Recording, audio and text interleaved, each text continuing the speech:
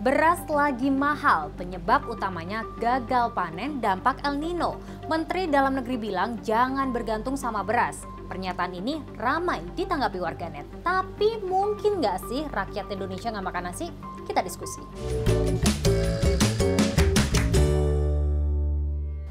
Bukannya turun, harga beras malah makin naik. Makanya Mendagri sempat bilang agar rakyat Indonesia ini beralih ke bahan pokok alternatif lainnya, jangan cuma beras. Saya kutip ya ucapan Mendagri, itu semua enak-enak itu. Ada ubi jalar, ada sorghum, ada sukun, banyak sekali yang bisa menjadi bahan pokok. Jangan merasa minder dan rendah untuk makan makanan itu. Saya aja makan makanan itu tiap hari. Kita sebagai rakyat jangan bergantung kepada beras. Warganet pun bersuara kayak gini.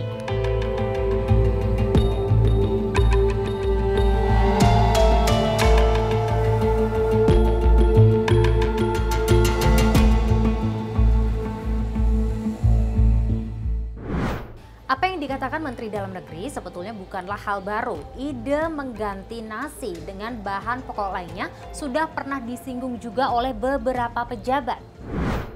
Presiden kelima Republik Indonesia, Megawati Soekarno Putri pernah bilang, guna mengurangi ketergantungannya, bukankah kita memiliki 10 sumber pangan lainnya, yaitu jagung, hanjeli, pisang, porang, sagu, singkong, sorghum, talas, ubi jalar yang tentunya kalau diolah dan di-backup oleh BRIN, kita ini bisa mensubstitusi gandum.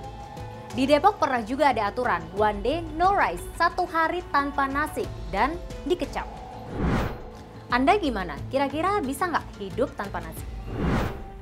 Kalau untuk bahan makan pokok lain kayaknya nggak bakalan sih Bu, karena kita dari kecil kan diajarin makan nasi Bu. Terus kalau buat ubi atau panganan yang lain mungkin sebagai selingan mungkin bisa. Cuman kalau buat makan pokok kayaknya nggak bisa Bu. Ya, karena kan statement orang Indonesia kalau belum makan nasi belum makan. Nggak bisa, saya paling minimal sehari itu 3 kali makan nasi.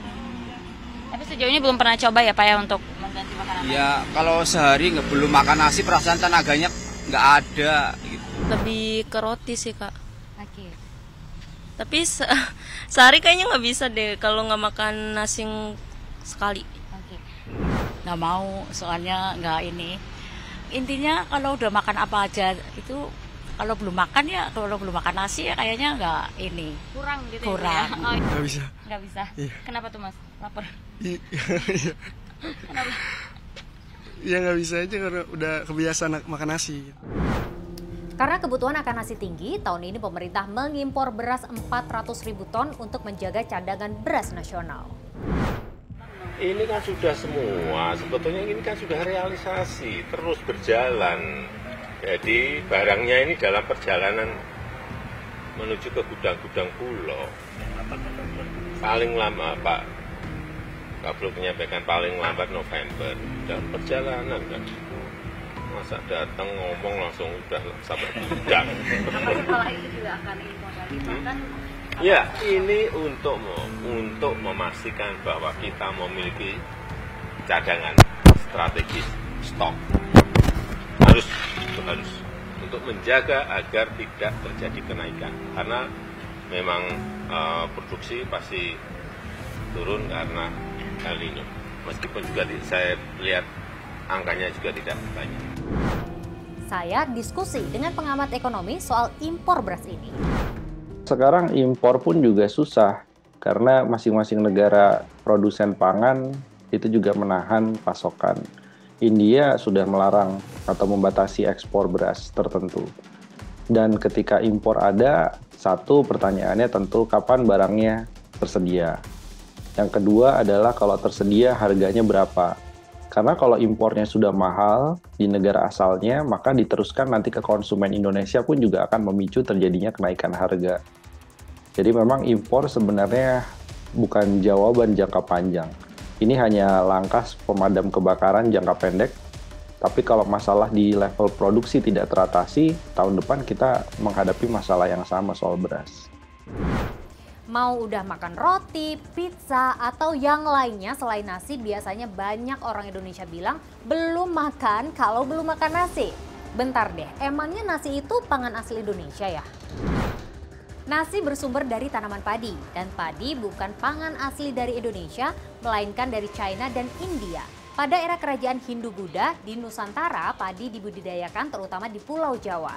Dan sampai sekarang penyebarannya kian meluas hingga membuat kebutuhannya meningkat. Nah, bicara soal pangan lokal, sebenarnya nenek moyang kita udah makan sorghum, jawawut, sagu, dan juga umbi-umbian juga loh. Tapi semakin lama eksistensinya terkalahkan oleh nasi. Nah, kalau konteksnya hari ini, mungkin nggak sih nasi langsung digantikan? Memang dari dulu alternatif pangan lokal terus didorong. Tapi permasalahannya yang pangan lokal seperti jagung, umbi-umbian, itu pun juga akan kena dampak dari El Nino. Juga akan terjadi kekeringan juga. Jadi mau panen pangan lokal pun solusinya akan sangat susah diterapkan dalam kondisi saat ini. Kemudian yang kedua adalah kita sejak mengalami revolusi hijau pada waktu Orde Baru, itu daerah-daerah yang punya ketahanan pangan lokal baik, misalnya saudara kita di Indonesia bagian timur, itu sekarang agak susah untuk mengganti pangan dari beras. Bahkan alternatif dari beras yang tersedia justru gandum. Dan itu sama-sama juga sebenarnya harganya fluktuatif dan impor juga. Jadi ketika pindah dari beras, pindahnya bukan ke sagu, tapi pindahnya langsung kepada mie instan. Jadi memang problemnya merubah pola konsumsi ini tidak bisa dilakukan sebentar. Dan ini butuh peningkatan juga produksi dan kualitas dari pangan lokal yang perlu disupport di sisi hulunya. Tugas pemerintah sekarang kan bagaimana mencari, kalaupun misalnya dari impor, dicari yang harganya paling murah, kualitasnya paling bagus. Kemudian semua beras di gudang Bulog, itu cadangan beras pemerintah, harus digelontorkan ke konsumen, harus digelontorkan ke pasar-pasar, sehingga stok pasokan itu bisa berlimpah dalam jangka pendek ini. Paling nggak sampai kita nanti panen raya ke depan, sekitar bulan Maret, April, puncaknya di 2024, kita masih bisa menjaga stabilitas harga beras sampai saat itu. Kemudian yang bisa dilakukan pemerintah adalah subsidi pupuk. Harusnya dengan kondisi krisis beras seperti sekarang, subsidi pupuknya itu naik secara signifikan. Ya, kalau perlu dari 26 triliun jadi 50 triliun. Sehingga opsinya petani, terutama yang menanam beras, pakai pupuk subsidi semua. Nah, itu salah satu cara membantu, dan pemerintah bisa mensubsidi transportasi. Karena yang menjadi tekanan biaya produksi di pertanian adalah karena penyesuaian harga BBM. Maka kalau membantu menurunkan harga jual dari gabah di level petani, solusinya adalah subsidi transportasi angkutannya. Oke, kalau begitu imbauan warga supaya berpindah dari nasi ke makanan alternatif lain perlu didukung dengan ornamen lainnya. Karena seperti yang sudah kita bahas tadi, aturan, himbauan, ajakan bergeser dari nasi sudah sering dan banyak, tapi belum efektif. Menurut kamu gimana?